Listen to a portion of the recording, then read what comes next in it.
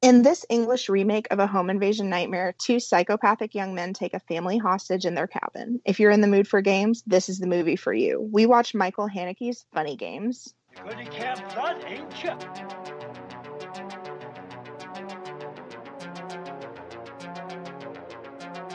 I have come here to chew bubblegum and kick ass.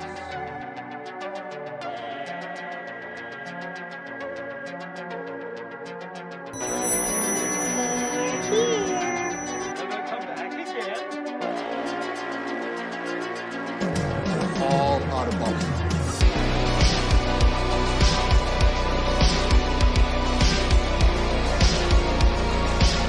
Start again first.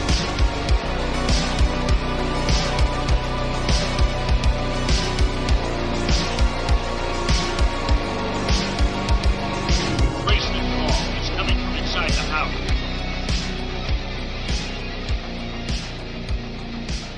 Welcome back to another Slashers and Screamers podcast. We are a production of Slasher Sports, bringing you the best in sports and entertainment. So, let's kick this thing off. I don't want to waste any time. Let me introduce my co-hosts. This was your movie. Tell us how you felt about it, and tell us why you picked it. Final girl, Casey. I picked it because, as I believe our listeners are aware, I love a home invasion movie, and this one is a wonderful example. Also, I would agree, and I have a lot of opinions on it. You have a lot of opinions on it, and I know our other two guests are going to, co-hosts are going to have.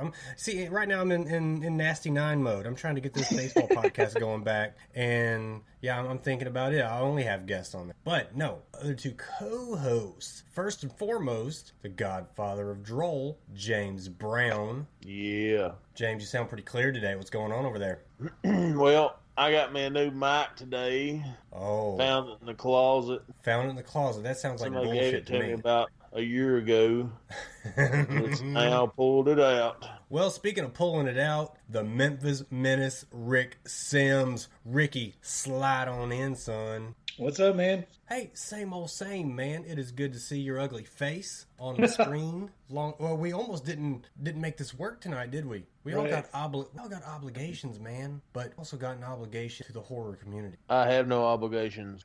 And that's why you are the way you are, James. That's why you are the way you are. But you know what? We're not going to waste any time today, all right? We're racing against the clock. So I we're could have going done to go this ahead on a Tuesday morning at 10 o'clock. Do you mean tomorrow, Tuesday? Because you probably haven't watched it yet. Next Tuesday, yes. Well, you know what? Let's kick this thing off. And first of all, I need to tell on somebody quick, okay? I need to tell on Casey. Yesterday or the day before that, I don't remember. They try to tune out these conversations, forget about them as soon as they're over. I had reached out to my co-host here, and I said, hey, anybody got any ideas? Anything they want to work in this week? Anything going to change? Casey hits me up on the side. I thought she was going to make fun of Rick. And she says, hey, by the way, I don't want you to sound like an idiot, but like, Segue is pronounced Segway. You know, wrote it out like it's spelled, or like it sounds. And I said, Casey, I'm aware. She goes, yeah, you've been saying seg. And I'm like, yeah, people shorten that out quite a bit. Like, yeah, I'm going to seg over here and, you know, I'm going to have a little discussion with Bob. You know, people talk like that now, Casey. You thought you had me. I didn't think I Especially had if you work for you, Chris. but I didn't realize that I speak formally in Old English. Old Gaelic, probably, you know. It's, well, she thought she had me, James. She thought she had me, Rick. Just trying to be a friend. Well, for being a friend. Thank you. No. Okay, I almost did. I couldn't do it. All right, well, you know what, Another Rick? time. Listen, Rick, you have got to have some info for us on Rick's. I kind of want to put everything with, you know, horror themes. And instead of calling this Rick's Rundown, what do you say we call it Rick's Breakdown? Named after, you know, the Kurt Russell flick. That was pretty good, right? Rick's Breakdown. I like that. Alliteration aside, you know. Well, Rick, give it to us, man. All right, man. So we did Funny Games. Came out October 20th, 2007 in the United Kingdom. Came out January 19th, 2008 in the U.S. It's rated R. It's an hour and 51 minutes. It's considered a crime, drama, thriller. Locations, it was filmed in Long Island, New York, and a soundstage in New York City as well. One of the taglines is, shall we begin? Some really quick trivia. The film is an exact shot-by-shot remake of the Austrian Funny Games that came out in 1997, also directed by Michael Haneke. The production crew used the blueprints from the 97 original. The set of the house in 2007 American remake has the same proportions of the 97 set. Actor Tim Roth has said making this film traumatized him. He will never watch it. He was particularly disturbed because Devin Gerhardt, who plays the kid in the film, resembled his own son. Actors and actresses. Naomi Watts, she's pretty much the biggest one in this. Man, she's been in, she plays as Anne in the movie. She's been in King Kong. She's been in Mulholland Drive. She's been in The Ring. She's been in a lot of stuff. Total hammer. Not even going to argue in the discussion right now. How did you know? How did you know, Rick? You've been reading my mail. Have you been reading my mail? Or my male intuition. Right. Anyway, Michael Pitt, he plays Paul. I couldn't really find a lot on him. He was in a lot of TV shows. He was in Boardwalk Empire. Yeah. Tim Roth plays George. He was also in The Hateful Eight, Pulp Fiction, Planet of the Apes 2001, Reservoir Dogs, Selma, Hardcore Henry. He's in a bunch of stuff. Bradley Corbett plays Peter. He was in a movie called Melancholia with Kirsten Dunst. He was also in a lot of miscellaneous TV shows. Boyd Gaines, who plays Fred, was also in Porky's. He was in Sure Thing. He was in Fame. So if I'm missing any actors or actresses, fill me in. But man, that's who I got. It was a pretty small cast, which is fine. There's not a lot of people to keep up with you. I mean, you actually named a few people who it wouldn't have mattered had we not touched on them at all. Right. They had very small roles, and they're in a couple of scenes and they disappear for the rest of our life. But this is a fantastic film, in my opinion. Others may disagree. Others will disagree, I'm sure. But let's see what the professionals have to say about it. Casey, I know you've got some Rotten Tomatoes info. I do, and I think we have yet to have a conversation about the hammer of the movie. I have a differing opinion. But first, Rotten Tomatoes. So, gotta go back to what Roger Ebert thinks. He's a class reviewer of our horror movies. Very interested, as of late, of what he's saying. Well, said. Always accurate. He said, "This isn't a movie, it's a thesis. Funny Games represents the laborious execution of an abstract notion. You don't have to sit through the whole thing to get the point unless you really want to." So, he is not a fan. Rotten Tomatoes said it is a 52% tomato meter, 54% audience score, so pretty close to the critics' reviews.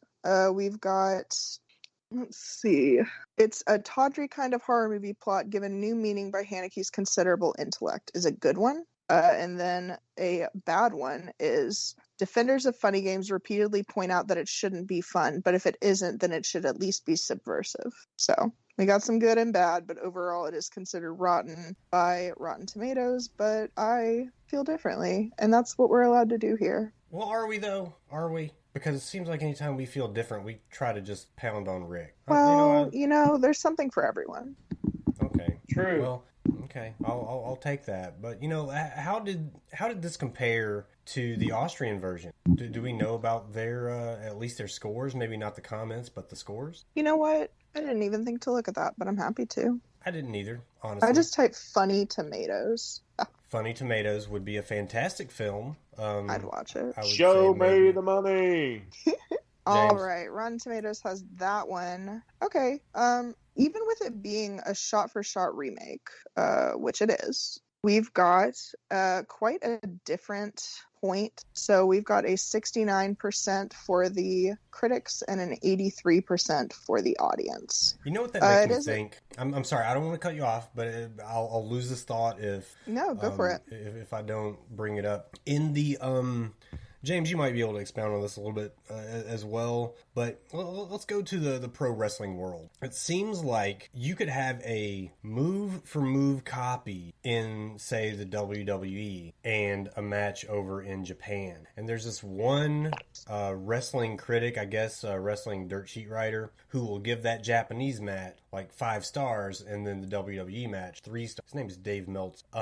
I think that those critics who gave the Austrian version such a high score and the American a low score, or I guess the English version a low score, are probably trying to follow just like a trendy, you know, a cinephile type, you know, snobbery. Well, you think that's fair? It's like, oh, it was the European version. It was so superior. I watched it. There was no hammer in that film. Damn. Is that what it's all about, though? A hammer? On a movie that's cheaply made like this? Absolutely. Well, that leads to the discussion, I suppose. Who is the hammer, after all? It sounds like Rick saying it's Naomi Watts, but Real quick, I I don't don't know know. if I said this, but the budget was $15 million. Guess how much it grossed? How much? $1,294,000. So it was pretty much didn't even make its budget at all. Damn. Just as I expected, this Thank movie you, James. sucked. I agree. James So we're is a split. hater. Yeah, James is a hater, and so is Rick. And we're split on this. So the only way that I can really think to settle this would be tag team deathmatch. I've got Rick. I don't think I would win a fight against any of you. Yeah, Rick's a little bit of an ankle biter. I saw him do it. I don't trust him. But, guys, listen, we're going to get into this flick. We've got something to take care of, though, don't we? We have gotta play a game. We got A to play funny a game. We're going to play a funny game before we get into funny game. And that game is called Crack the Case. Let's go over the rules. Segue. Let's go over these rules, all right? Crack the Case is a Milton Bradley game. It's a party game for 2 or more players and is ideal for team playing. I don't need no rules. Well, you might not need them, James, but somebody does, okay? And we're here for the population, not to suit you. Nothing suits you anyway, James. You couldn't be bothered to say something nice about this movie. I watched it Nothing 5 suits times. me. Yeah, nothing suits James. But a moderator reads one of the 108 case cards to the active playing team. Players then have to solve the case by asking the moderator the right questions, solve the most cases in the least amount of time to win the game. Of course, we've modified the game to fit the podcast, so our 3 investigators will take turns asking questions until one of them can solve the case in full. So, let's get to the crime. Pop quiz, hot shot. What do you do when I'm the moderator? When you're the moderator is the day that I lay out of this son of a bitch.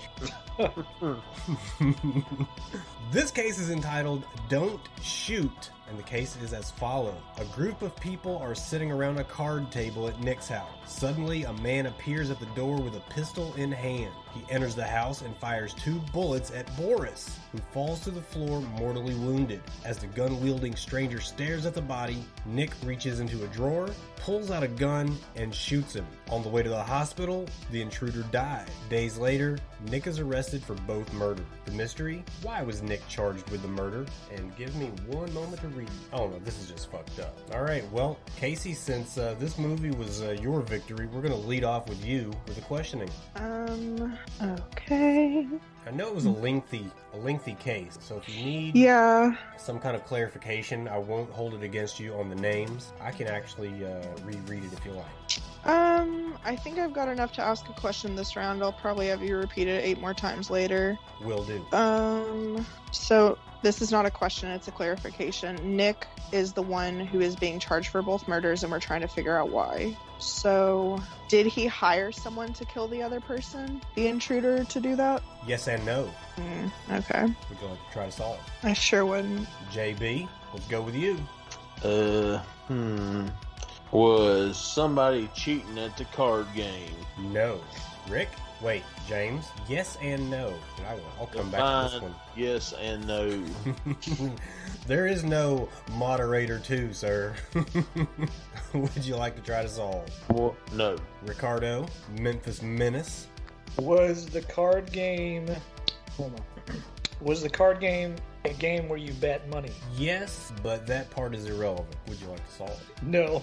Final girl, Casey. Did they know the intruder beforehand? Yes and no. I'm gonna punch you in the mouth. Yes. Actually, yes. They knew the intruder. Okay, thank you. I do not want to solve. Yes and no. Well, My final answer. well, you know what, James? Phone a friend and get a question because it's your turn. Was Boris related to anyone at the table? Irrelevant. Would you like to solve? Sagittarius. Rick, your question. That was supposed to be egregious. Sagittarius egregious. So you came up with Sagittarius. Apparently. Was the weapon already at the house? No. Yes and no. I can already answer that. Would you like to solve, Rick? No. Casey? Billy, I couldn't hear you. Did you say no, the weapon was not in the house? Yes No, and the weapon was not at the house. Thank you, James. Let's see. Sagittarius. no. Sagittarius. Was Boris up to nefarious activity? Look at that Define big- nefarious. Define nefarious. Come on, Webster. Like evil, bad, antagonistic? No. Okay. Would you like to solve? No. JB? Was this over a woman? Was this a crime of passion, Bill? Yes, it was. So, Boris comes in and shoots who?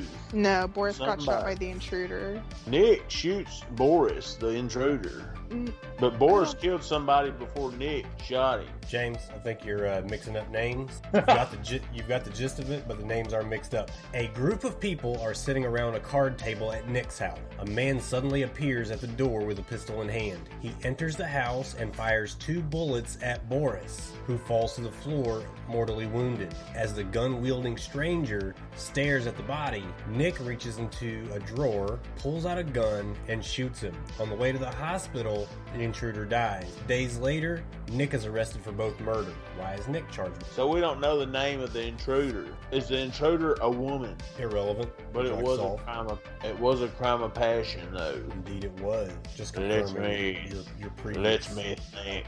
Why have I not got a clue yet? You're supposed to give us one, though, after so many turns. Yeah, do you think we've gotten to so many turns, James? Do you think we're so deep into this round that you deserve a clue? Yeah, I've asked several questions. You've asked 3. So does that Okay. mean after Rick we get a clue? That would Yeah, be that's the true. third round. Yes, which is coming to an end after the Memphis Menace asks his question and attempts to solve All right, it. I'm gonna ask my question. Well, hang on. I think James is still pondering whether he's going to solve or not, or if he's just going to keep jerking us around. This ain't Jeopardy. Come on. Hurry up and ask your question, Rick. All right, since I got the green light, was the You just had this damn question. You wanted to hurry and ask this question just to sit there in silence, Rick? No, I'm trying to. Okay, was the person, since you said it was a crime of passion, was the person related to the victim who got killed? Well, that's incest. No, let me rephrase that. Was the Define dude that got related. cheating on somebody? Yeah. Wait, hang on. Ask that question again because you did kind of cut out a little. Was the dude that got killed, was he cheating on someone? Yeah. What's the clue? No, I wait, don't- Rick, do you want to I'm solve it? not going to solve, so give us a clue. Yeah, what's the clue? What the victims didn't know hurt. What kind of fucking clue is that? Hurt them? That's not my question. That's not my question. Well, it sounded like your question. Go ahead, Casey. Thank you. What the You're victims dealing with a couple of didn't know it hurt. boneheads over here, so they need every advantage they can get. James is probably over there eating crayons right now. He's I am astonishingly baffled at this case. well. James has everyone proven himself to be the cerebral assassin, though, so watch him come up and solve it. is. So the intruder was My mind is like a steel trap. A Chinese finger trap. Like that Hell in a Cell. Puts his fingers in his ears and they get stuck. Who's drinking a Yahoo at 9:30 at night? Yay. I did open up a Yoo-hoo and started drinking It it. ain't a Yoo-hoo, it's a Yahoo. Hell yeah. It's a Yoo-hoo. What are you talking about? Billy, I support you. Keep drinking your... Chocolate, starfish, hot dog flavored water. Isn't Yoo-hoo just chocolate water? It's chocolate hot dog water That's flavored. worse. You know, I used to say Yahoo for the longest time. I do believe that. Well, James is saying Yahoo, so turn that one on its head. He sure is. Hey, James, what do you call those little sausages that come in a can? Little bitty hot dogs? The Viennese sausages? I'm so glad. I'm so happy that you said it that way. It's Vienna, dog. No, it's Viennese. Right? Ain't nobody in Vienna eating a Viennese sausage. I can tell you that right now. You don't know that. And he says it so seriously too. We were little, and James's mom's significant other basically roasted James because James either asked for them or asked who they were, and he said, "What the hell did you just call them?" Oh my god! Oh, that tickled me. Whose turn is it? It's mine. It's still mine.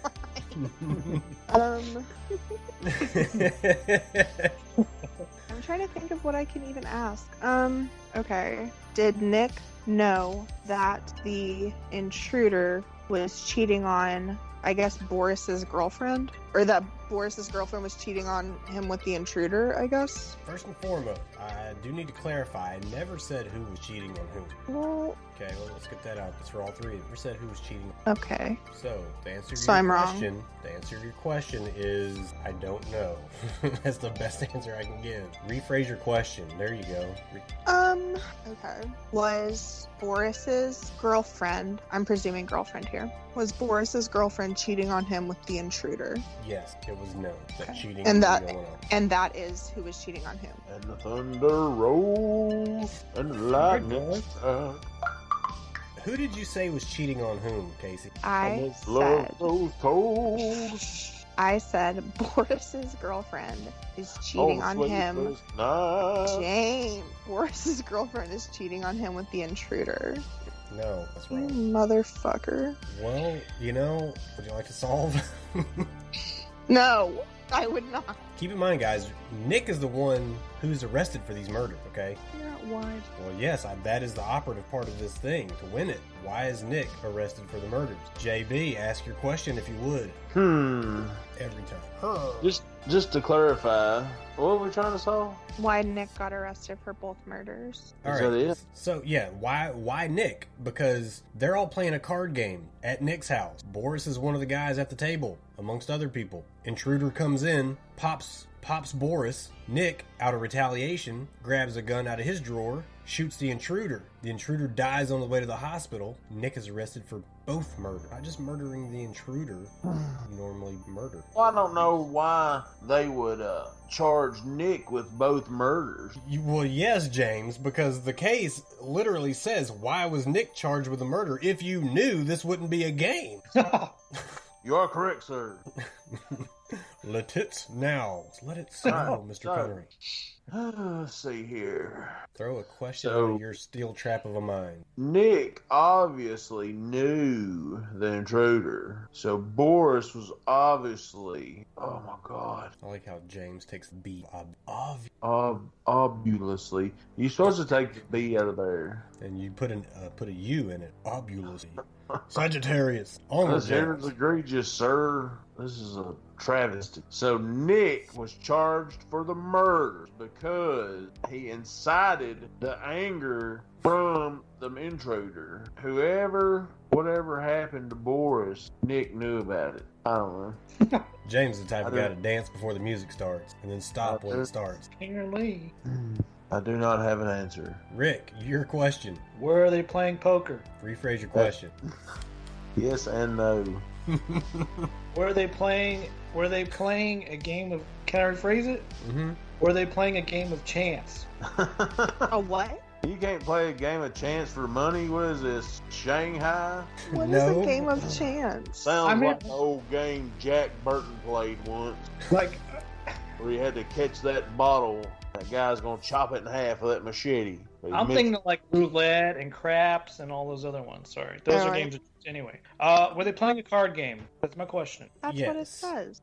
Dude, I don't know. This is hard as hell. You gave us a really hard one. That's what she said. So, would you like to solve? No. My Casey? brain is melting. When do we get another hint, Billy? Right now. Good. Yes. Both Boris and the intruder had blank looks on their faces. And blank is in quotation. It's because they were dead. Ooh. Douche. Is Boris dating Natasha? Is there a squirrel and a moose involved in this? What? Boris and Natasha, Rocky and Bullwinkle? You're the only one that drew that. Because I have no idea the names of anybody except Nobody Rocky and else knows Bullwinkle. who Rocky and Bullwinkle is. You Boris didn't and say Natasha Rock- are the bad guys. Well, that I didn't know. I only know Rocky and Bullwinkle. just retarded. You Whoa. can't say that. We don't say Well, that here. Don't say that.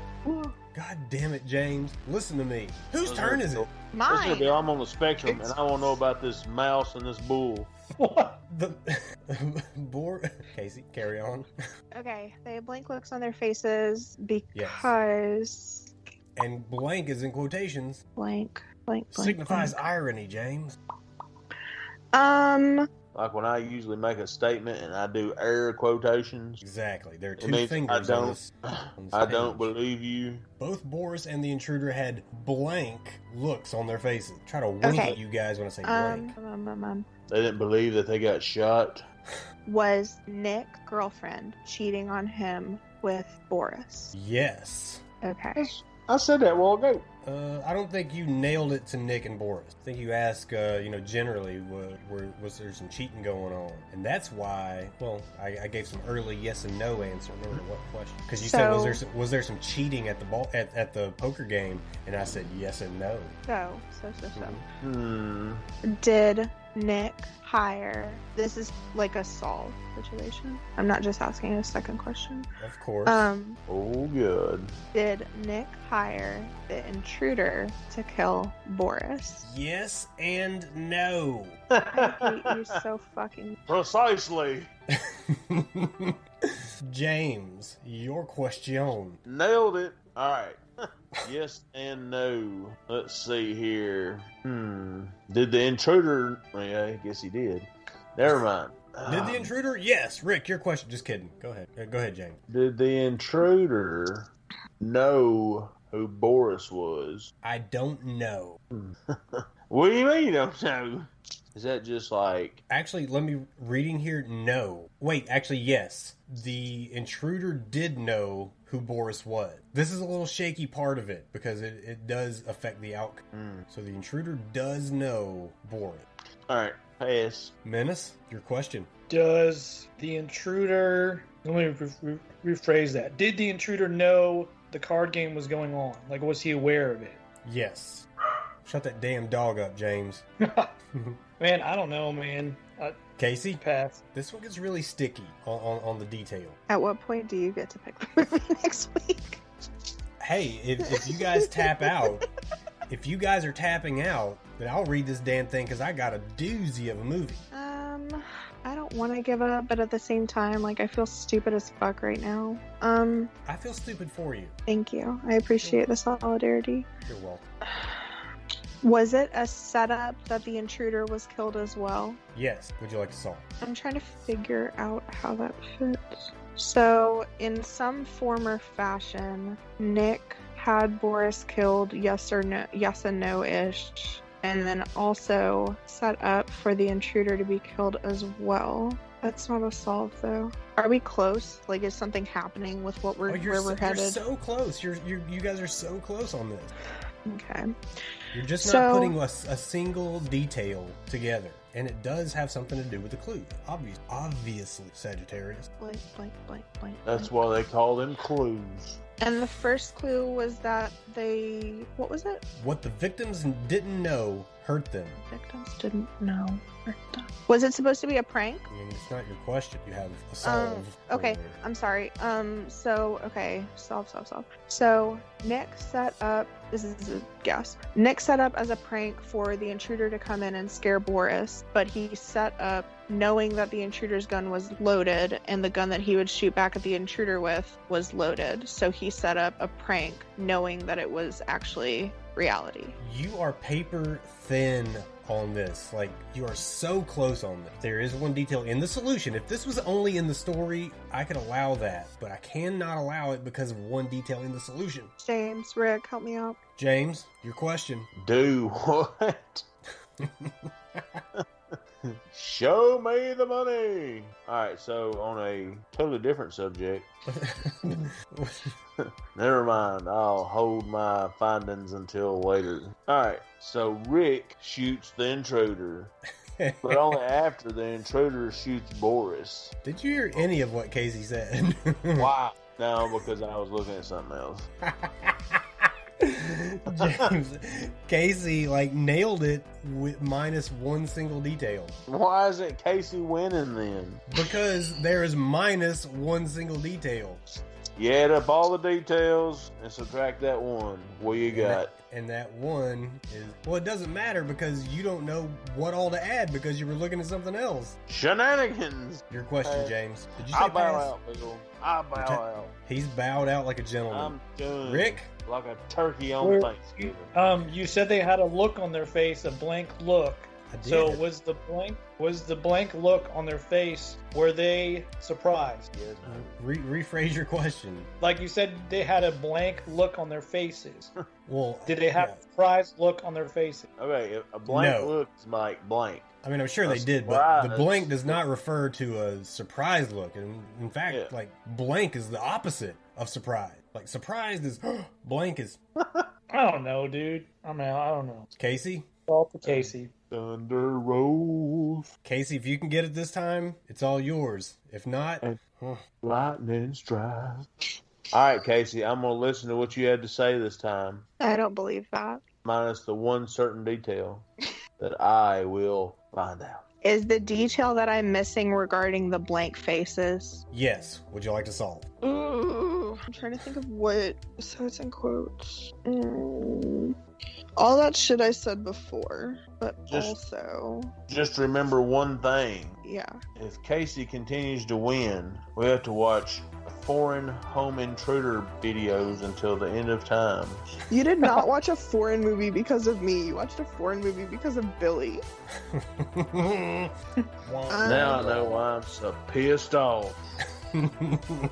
Billy, I'm bowing out. Guys, this was fantastic. Investigators must discover that Boris and Nick planned a gag for their friends. They hired an actor to appear at their poker party and shoot blanks at Boris. But a vengeful Nick put real bullets in the gun and the actor unknowingly killed Boris. Nick, pretending to protect his guests, silenced the actor by shooting him. Now that is the solution, guys, but the details are in the story. Boris had been cheating, Nick's girlfriend had been cheating on Nick with Boris. And on his way to the hospital, the intruder was revived for a moment and spilled beans and then passed away. Thus, the police come to Nick, arrest him for both the murders. And the blank look on the face, the reason it's in quotations marks, is because they used blanks, or he thought he was going to use blanks in the gun. But Nick replaced the blanks with real bullets, a la Brandon Lee and the Crow.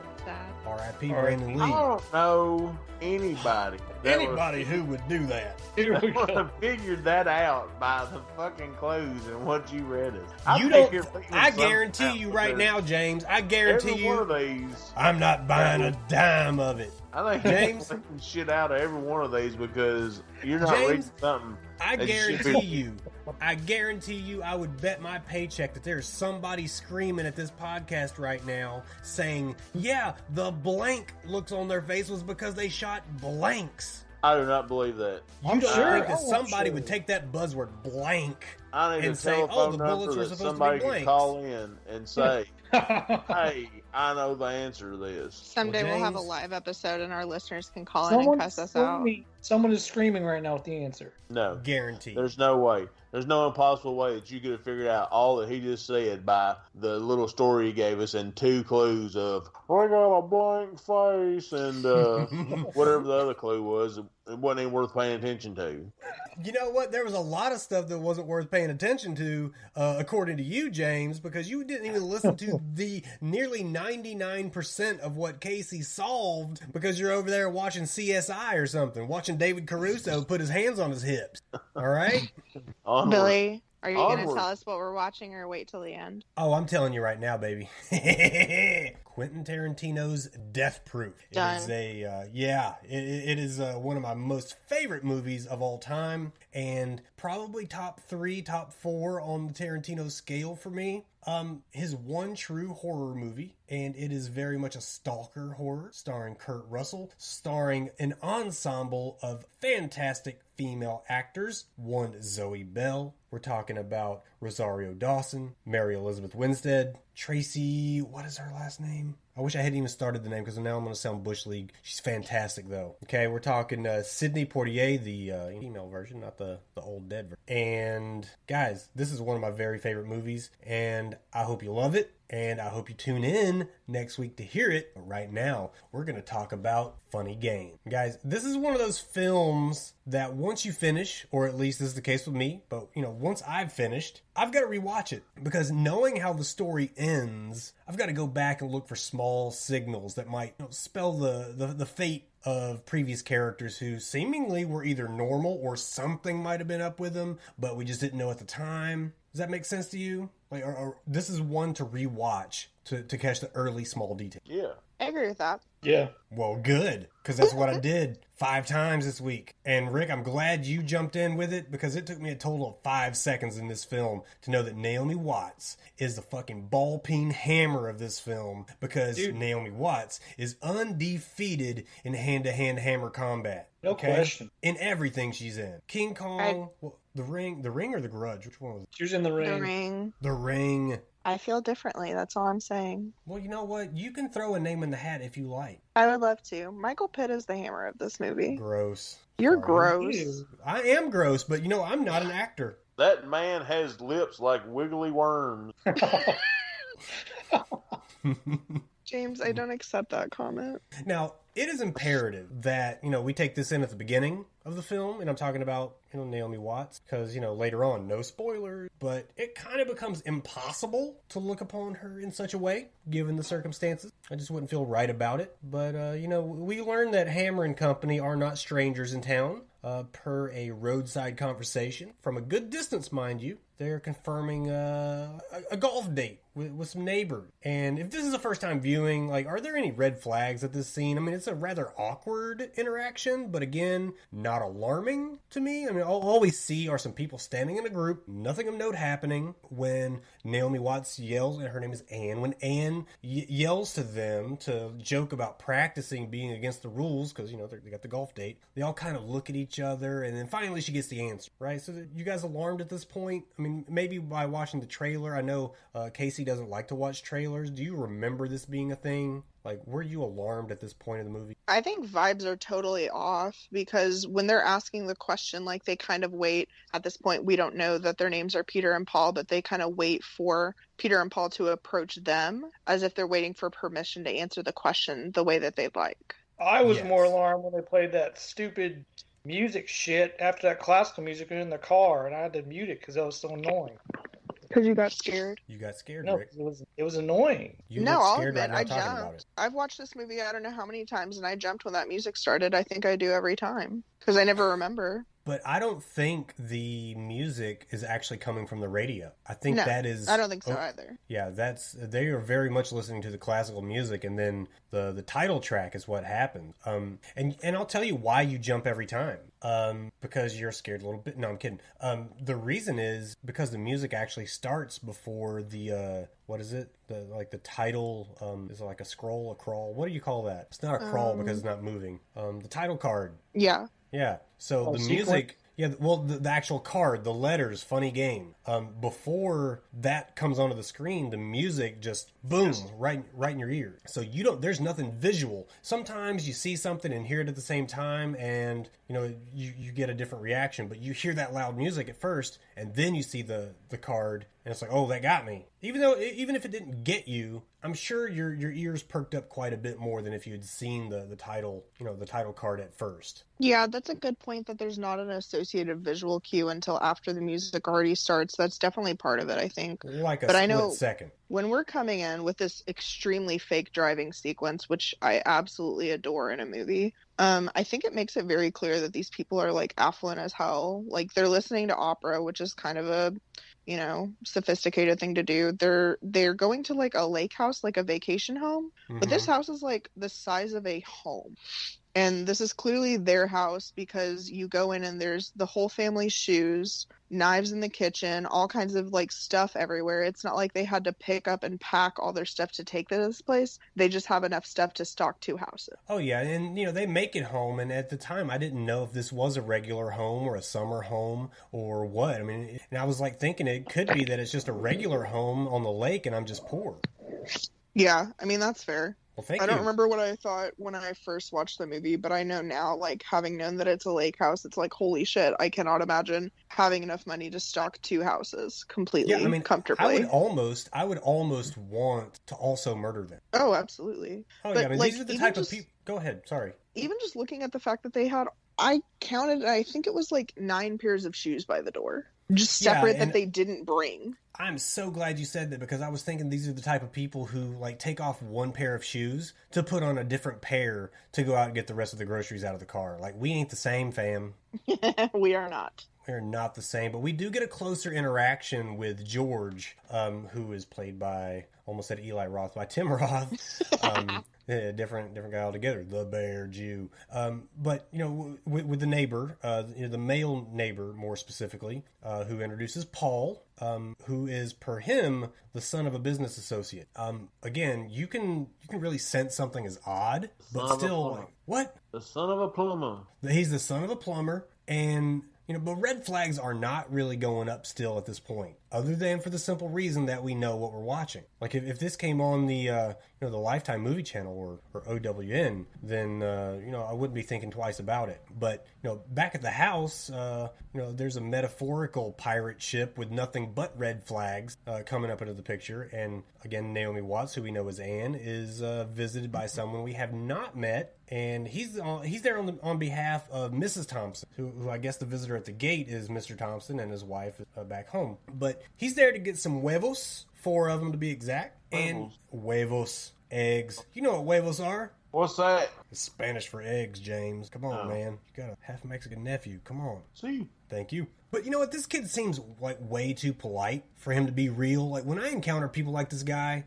what he seemingly is, like, I'm automatically put out by them. Like, they've not asked anything of me, actually, but I feel like they're, like, wanting me to match their politeness, and I just don't have it in me. Like, I'm a polite guy, but I'm not like, would you be so kind as to blah, blah, blah. I'm not that kind of guy. Yeah. This guy was on my nerves from the jump. And I'm talking about... and that's what I said to you. Like, earlier, like, you could tell... I could tell right when he walked in the door and his mannerisms and how he started talking. I was like, dude, this guy's he's a creep. Like, you knew it, you know? Well, here's the thing, though, and this might go back to what you were saying about not liking the film. Maybe in your mind, you're telling yourself, I have to figure out if these 2 guys are the bad guys. But I don't think that's the case. If you watch the trailer, you know they're the bad guys. But what you don't know is how the evening unfolds. Is that fair? Is that fair to say? Yeah, I mean, I never watched the trailer, to be honest, at all, so... Right, so maybe there's nothing telling you that, yeah, we know these are the bad guys, we just don't know what happens. But when you see it without any kind of preface from a trailer, you're thinking, well, they're not hiding anything very well that these guys are bad guys. It's Ain't very got white obvious. gloves on too, Bill. Yeah, and I didn't like that at all. Did you? No. No, dressing like Mickey Mouse, I don't dig it. But this kid, who we would eventually come to know as Tom or Beavis or Tubby, Or he Peter. becomes progressively accident prone in this scene when he's first meeting Anne. And I feel like it builds a nice level of questioning from the viewer. Like, I personally found myself asking, okay, he's purposely causing these accidents, and now I need to know why. What's he after? So naturally, I can't get bored during this scene, although it's clearly not a dramatic scene at all. I think there's a lot of tension, though, even if it's not a dramatic scene. So, first, I'd like to note that he does a really effective job of making you uncomfortable, making her uncomfortable. He was 19 when this movie was filmed, and I think he took on this role, and I think when it really comes to terms for me that it's certain that he's doing something wrong or that you're supposed to feel off about him is when he knocks the phone into the sink, because like in a horror movie, disabling the phone is kind of the first thing you want to go for. Yeah, but I know this was a pretty creative way to do it. Yeah, because I think they're the most polite home invaders of all time. And that's what makes it so terrible. Yeah, like they're clearly come from like some level of money as well. They're really well spoken. They're smart. They like the efficiency at which they play the quote unquote games. They're smart guys. Well, originally when this movie was made, it was not meant to be, and I'm talking about the 97 movie, not the shot-for-shot Right. remake. In 97, this movie was made to be a commentary on the desensitized, youth of America to violence, to just readily accessible violence on TV. And it's people like that who get everything, the video games and whatnot. But this was not meant to be a horror film. But little did they know, home invasions are, right up our alley. So Absolutely. We very much made it so. And, I guess we shouldn't forget that Naomi Watts was actually requested to be in this movie by the director. And I believe she executive produces the movie as well. I could be wrong about that. If I find out I'm wrong, I'm going to cut this out. I do not want to be painted as a liar. It's not what I'm about. Not now, not ever. She is listed as one of the producers, so you're right. Thanks. But, like, the subtle character development here is, Tom, he's not only accident prone, but, like, he's also a little intrusive, and having cleaned up those broken eggs. She's clearly not wanting to give him any more, because she doesn't bring up any more eggs, but, he basically invites himself to an additional amount by breaking down the supermarket math and saying something to the effect of, well, they come in dozens, do they not? That leaves 8, and that would leave you with 4. And so this guy's clearly not afraid to press his luck. And like you said, it does a great job of making people uncomfortable. I was uncomfortable. It was a really cringy scene to watch. But I mean, like, if they simply wanted to invade the home, they could have just done that. Like, what's the psychology behind the progressive intrusion? It's the games, right? I mean, like, the movie's called Funny Games, and we've talked about how it kind of makes commentary on media violence and stuff like that. But repeatedly in the movie, they reference, I know at one point they say the importance of entertainment. As far as someone references why they're doing this, why they're acting like that, why it's taking so long, what the point is, because, not to skip ahead too far, but they do make a bet as far as how long the family's going to survive. And they kind of ask, why are you doing this? And they say, don't forget about the importance of entertainment. And I think they're having as much fun with it as they can, obviously not the way a normal person would take it. But I think it's interesting that this is a commentary on violence when a lot of the violence happens off screen. I know Rick messaged me in the, group chat that we have about the podcast, and he threatened my life, I believe, if the dog died. And unfortunately, that does happen. This is, I believe, the third movie we've watched with a dog death. Yes. I know the Relic had one, and there was another before that, I think. We've had 3 dog deaths. I know this. I don't remember the one before the Relic, but I do remember seeing the message from Rick. And that almost made me happy to see the dog die. Okay, well, Just dial that know. back just a touch. I mean, anything to hurt Rick. Anything. And I do mean anything. But, those lines that were delivered, those were delivered by Paul or Butthead or there's a third name. Yeah, Jerry. So we're joined, the home shortly after by him. And, of course, he's immediately drawn to the set of golf club in the foyer. You like that one, James? Foyer. So, he wants to take a swing with one of these clubs, which he's allowed to do. Okay? So he exits the home to hit a ball toward the bay. I fell asleep there a minute. I'm sure you did.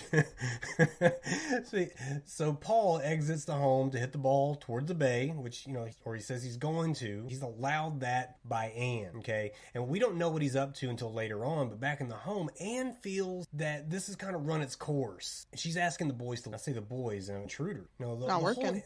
So, like, the whole interaction from Tom and the eggs to Paul and the golf clubs, it feels so cringy. So cringy. It's hard to just keep looking, but it's like you almost feel embarrassed for Anne to have to address the things that, she's addressing. Or at least I felt cringy. I mean, it's definitely uncomfortable. I know it gets to a point, like, if you have a party at your house and you're waiting for people to leave so you can go to bed, that gets a little bit uncomfortable.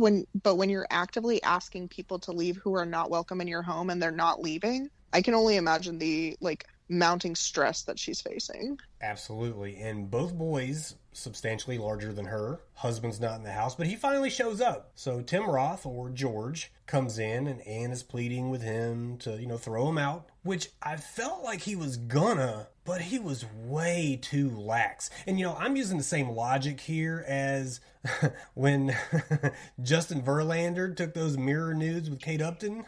So if Kate Upton says we're taking mirror nudes, we're taking mirror nudes. If this fucking hammer Naomi Watts says we're throwing people out the house, we're throwing people out the fucking house. Okay? But he didn't. What did it get him? Knocked in the knee with a golf club. Knocked in the knee with a golf club. But, that's what I also... This is kind of where I give the side eye to this film. So George, he basically takes the same whack to the back of the knee that Harry gives Lloyd on Dumb and Dumber. And all he did was, scream and walk it off. And George, he ends up looking like he'd gone through the alien removal scene that Naomi Rapace did in Prometheus. He's all sweaty, depleted, like lacking in, essential vitamins and minerals. He looks bad. He looks terrible. And forget looking like someone who's aborted an alien. He looks like the aborted alien from a whack to the back of the knee. Like, why does he look like this? I made a note watching it that he looked like Cary Elwes in Saw, when he's just getting worse and worse looking chained up in a basement. He looks exactly like that. Yes, he's turning gray. Like his skin is turning gray, and there's circles around his eyes, and he's sweating for no reason at all. He's in the house, and he got a club to the back of the knee, and he is sweating like a hound dog. Well, I think it broke his leg, right? Okay, if you want to get technical about it, it did break his leg. Why do all 5 of our characters have the same hairstyle? I don't know if that's true. Maybe not the kid, but Tom, not Naomi Watts. Tom, Paul, George, and Anne all have the same hairstyle. Hers just has a little curl at the end. Hers, long fine. part. Thank you. Fine. I didn't like that because, hey, none of these people are in the running for the hammer unless you say that. Well, Michael Pitt is in the running for the hammer. Man. But the dog death, which we don't see, mm-hmm. the way Michael Pitt or Paul brings it up is he goes to borrow the golf club. He asked to borrow the golf club of George's. Are we going to call the dad George and the son Georgie? Is that how we're going to differentiate this? Yeah. Okay, cool. That's so what he goes. Perfect. He goes to borrow George's golf club, goes outside to hit a golf ball. And then when he comes back and everything starts kind of going to shit, dad gets knocked in the leg with the golf club. He holds up the golf ball and makes them guess, like, why do I have a golf ball? And then Peter is kind enough said to have hit it in the bay, right? Right. And Peter is kind enough to bring out because you didn't hit it. And that's when it comes to Anne's attention that the reason we heard Lucky hysterically barking earlier and then kind of whimper and go silent is because he killed the dog. And then makes her guess why he still had the golf ball, which of course is that he had used the club in an otherwise manner. And then play hot and cold to find the dog corpse. And there was no hiding this corpse other than the actual hiding of it. They didn't just show like a tail sticking out of a box. They didn't show like just a head with some blood, like a blood trail. No, they showed this limp dog corpse fall out of the truck, the vehicle. I guess it was an SUV. Slide off the back of it and hit the pavement. Very hard scene to watch. And that makes me want to hear from Rick. Yeah, Rick, as someone who was not pleased with the concept of the dog dying, how did you feel about the way it played out? And that was before he even knew it was going to happen. Yeah, so I didn't know. Hold on. Sorry, I didn't know anything going into this. Honestly, not to get too deep, but a person that's lost 2 dogs in 3 years, I don't really like seeing that shit, even if it is in a movie. So yeah, I was kind of like, why the fuck do they have to kill the dog, honestly? Well, that's a very good question, but they did indeed have to kill the dog, Rick. Because I didn't see the point, but I didn't direct the movie, so whatever. Well, I'll tell you the point, or at least the point in what I got from it. And we can go back to the point that I made when I said this is one of those movies that you watch a second time, right? And the reason you watch it a second time is because now that you know what has happened, you want to see the small micro behaviors of all the characters that were affected up until the point they meet George and Anne, okay? Well, there's a point when I believe it's Paul who asks Anne if he can take a swing with the golf club. And she goes, sure, go for it, or whatever she said to him, there was a look of satisfaction on his face. And at first you think, oh, he's got that look of satisfaction because he gets to swing this golf club. But later on, no, you know he gets this look of satisfaction on his face because now the animal that could very well keep them from succeeding in these games is about to go bye-bye. And the way he's going to do it is by doing it with the golf club that Anne herself permits him to use. The dog had to be gone for this to work. Yeah, because the dog was not about them. Definitely, the dog also had the bad vibes we did. Yep, barking his ass off at the gate, it was not going to work for them. But, you know, like an interesting scene, and this is, you know, past the dog scene. We can move on, Rick. If you've healed from this golden retriever falling out of the back of a fucking RAV4, they're not driving a RAV4. I just think it was pointless, but anyway, that's my opinion, but anyway. I get that. The only way it would be pointless is if, or not pointless, the only way it could have worked is if there never was a dog. With a dog, this plan doesn't work. Without, it works like it works. But again, right? For a movie with a criticism of violence, we don't see him kill the dog. Right, he may have drugged the dog. And we don't see, technically, the dad get hit with the golf club. We see the golf club once it has hit him, but we don't see the actual hit. Oh yeah, and that golf club is not bent. It is not bent whatsoever. And you're telling me a golf club wouldn't bend on a broken ankle or whatever he hit him with, or wherever he hit him? Yeah. So it does really mask a lot of the violence, but I don't think it loses impact, you know? No. But, you know, in a couple of scenes in after this, you know, it's interesting how they maybe show a crack in the iron facade of the intruders. Paul tells George and Anne a fictitious story about Tom's home life and his mother.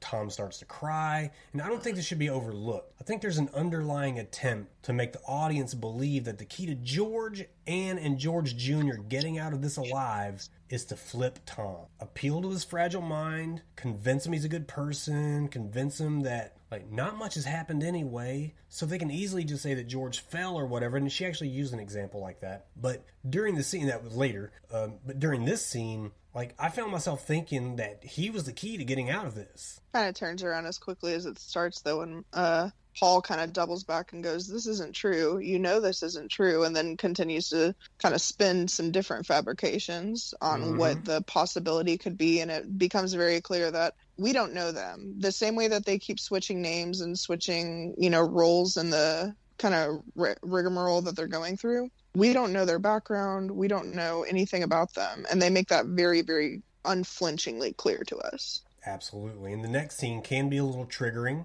I knew you'd jump all over that one, James. That one just went in his book. But I do think the next scene bears some significance in the plan of Paul and Tom. They have Anne, more precisely, they have George instruct Anne to take off her clothes, and then, of course, they let her get dressed again really quickly, sort of. She only gets to her underwear before a scuffle breaks out. But this is where I disagree that this is an exact shot-for-shot remake, because in the original, Mom gets told to undress much later in the movie. They wanted to do it earlier in this film to make Anne more vulnerable earlier. And Naomi Watts made that suggestion. Really? Okay, was not aware of that, but that's, from a woman's point of view, it would make sense, and I'm sure. Well, you know, she only gets to her underwear before scuffle breaks out, and that allows Georgie to escape. All right, and guys, this is what I meant when I said that, we got to take it all in at the beginning, because seeing Naomi Watts like this, like in such a situation, is not how I want to view the Hammer, right? That ship has now sailed. So precious memories from that little flowery sundress. It was not even a sundress, but she was fantastic, and now it's gone. Now she's in crazy pain. She's disheveled. They're abusing her, the husband, the kid. But, Georgie makes a good run for it.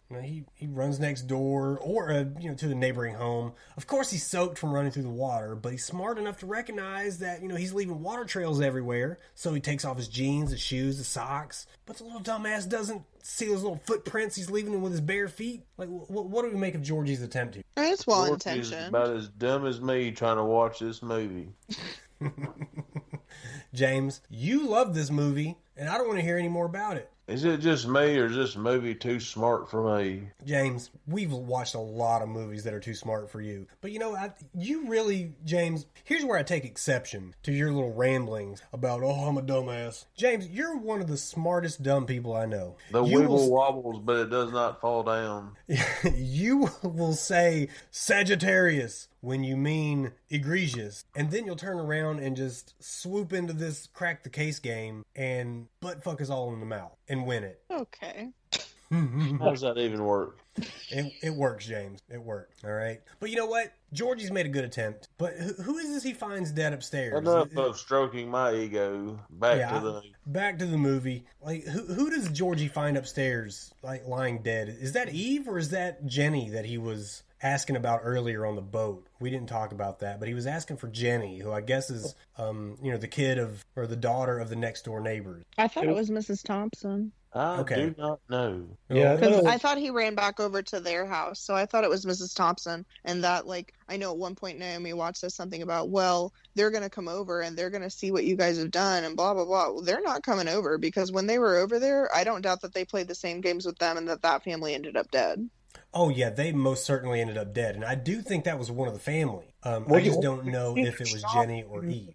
Upstairs or in the kitchen, it's like a tile floor, and you see somebody's feet. And I can't remember who it is. It was I assumed it was Mrs. Thompson. It was a larger body, but they didn't really specify Jenny's age group. But, I think Georgie did a bang-up job, in this movie, especially in his biggest parts. This is his biggest input of the film. A lot of the times he's just kind of crying to mommy, and that's totally fine. But, he's finally cornered by Tom in the neighbor's house. But, he's gotten a hold of a shotgun. Double barrel.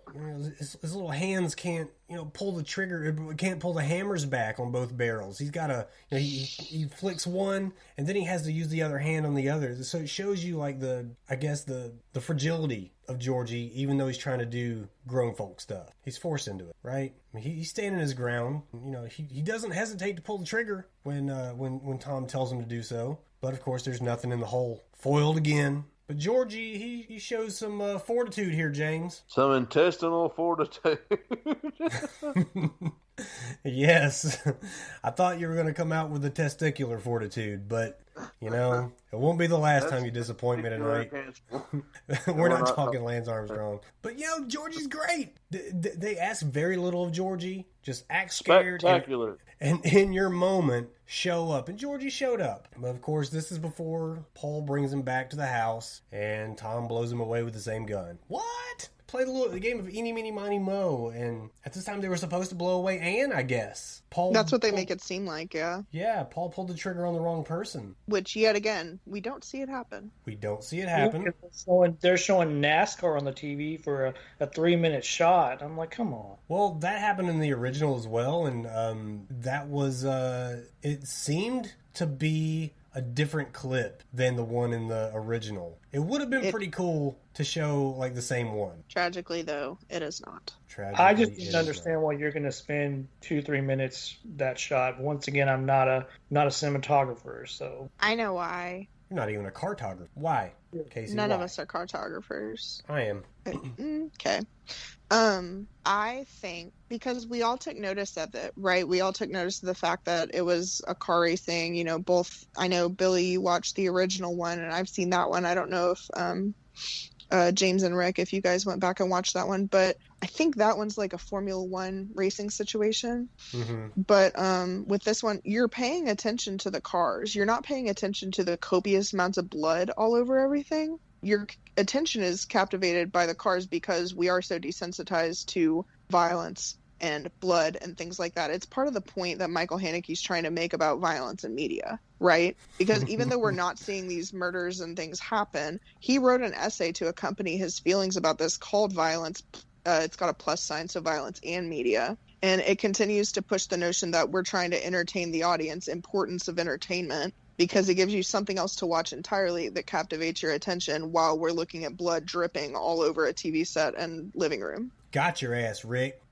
I mean, I guess. I didn't think about it. I just thought about why are they showing the damn TV for 3 minutes? Show something else. Because you are desensitized to the fact there is a blood splatter on the wall the size of a dartboard. I don't think they should show the TV for 3 minutes. Go to something else. I don't care. God damn it, Rick. Well, I don't mean to gloss over that. I mean, I feel like Rick is sadder about the dog than the kid. I mean, that's sad, but I mean, I don't know, dude. I had so many issues with this film, but anyway, continue. Well, Like what? Let's talk about the issues. Like, Yeah.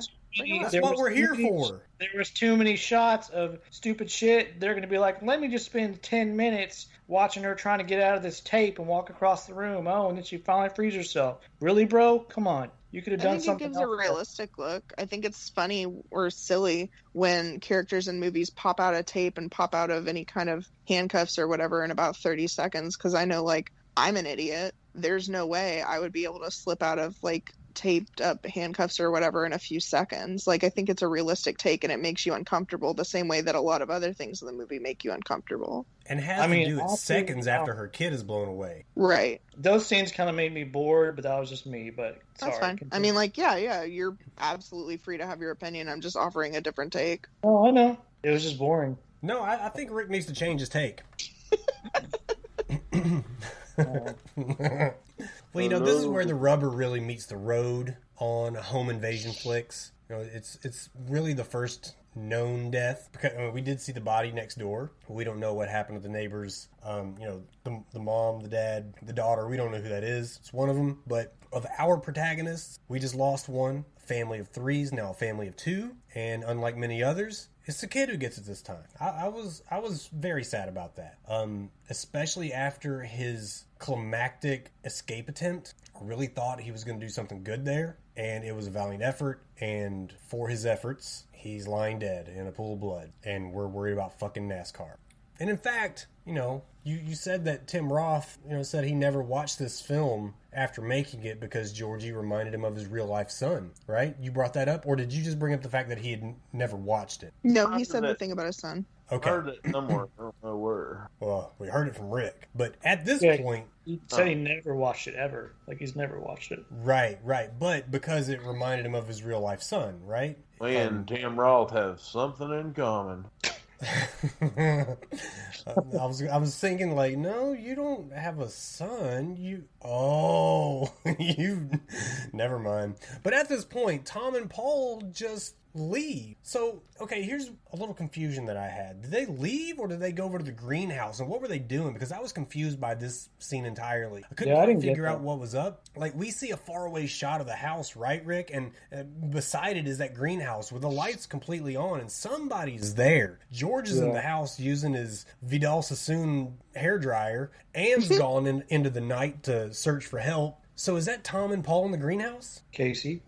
I don't think I took note of that as much as I should have, because looking back, like, I remember seeing the light on, but I didn't think it was them, because when they come back the next day, they say something, and I wish I remembered, like, in this moment, but they say something that to me implies that they got some rest. Okay, then I'm still confused by the greenhouse scene. Yeah, I didn't get that. Well, Anne was so close to getting out of there. Yeah. She was so close. And, you know, she was hiding out of sight. The truck drives by. Clearly was not the intruders. If that truck stops, you know, she's 86ing from this thing and bringing some help. And it feels like George is making progress with a phone when, of course, he hears somebody walk into the house again. But all we hear is a small object hit the ground and roll, which, of course, is a golf ball that was taken by Paul or Tom. Tom, right? No, Paul. Jerry. Paul Right. is Jerry. Paul is Jerry, right. So, He's you know, the always intruders the are back. name.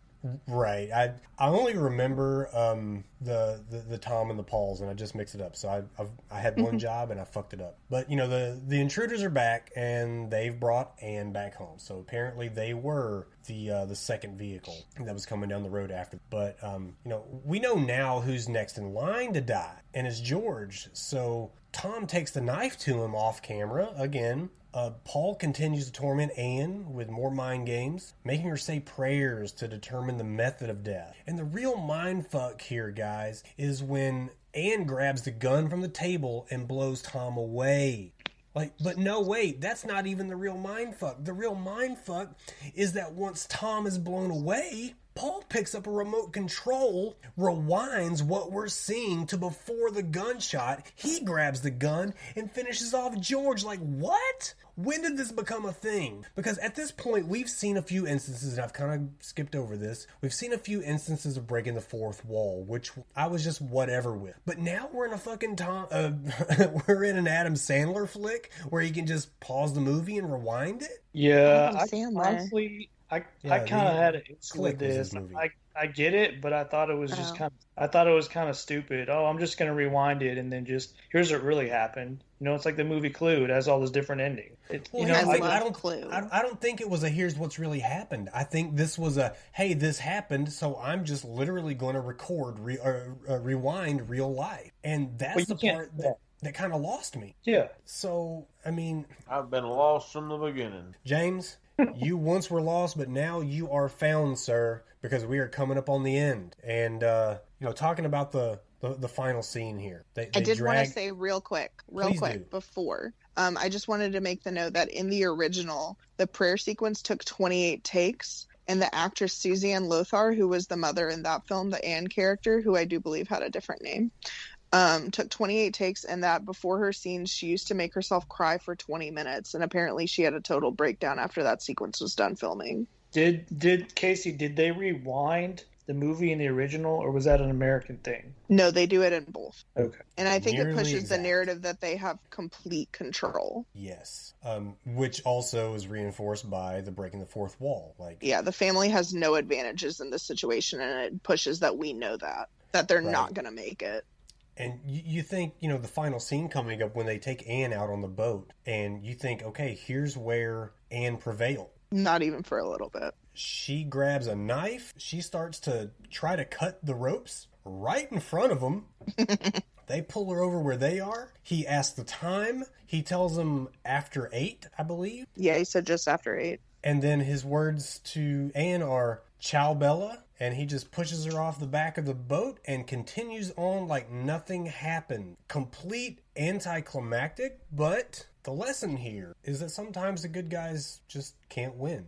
Sometimes the bad guys just hold all the cards and they get away with it with no repercussion. Presumably multiple times, because we see him exit the Twice sailboat. at least. Yep, twice at least, and then he walks up to the next house and begins a dichotomy with Siobhan. What is her name? What's her full name? Siobhan Hogan Fallon, or Fallon Hogan. Yes. Fantastic actress. She's been in a lot of stuff, and I really do like her. Holes. She was in Holes. Yes. Was she also in Men in Black? I don't know. I think she had a small part in Men in Black. But, now knowing the outcome and, the fate of our protagonist, like, let's go back to a couple of points that I made. Like, knowing what happens with George's golf club, and knowing that at the beginning, during the roadside interaction, when Naomi Watts is, saying in jest that practicing is against the rules, is this when the neighbors get offed? I mean, you have to think they're running a similar scheme, like you said, that they ran with George and Anne by asking to use the golf clubs. I mean, I don't know that we do see the body of the wife. And actually, you know what? It totally slipped my mind. I have in my notes right here that it was Jenny who was in the bathroom upstairs in the house,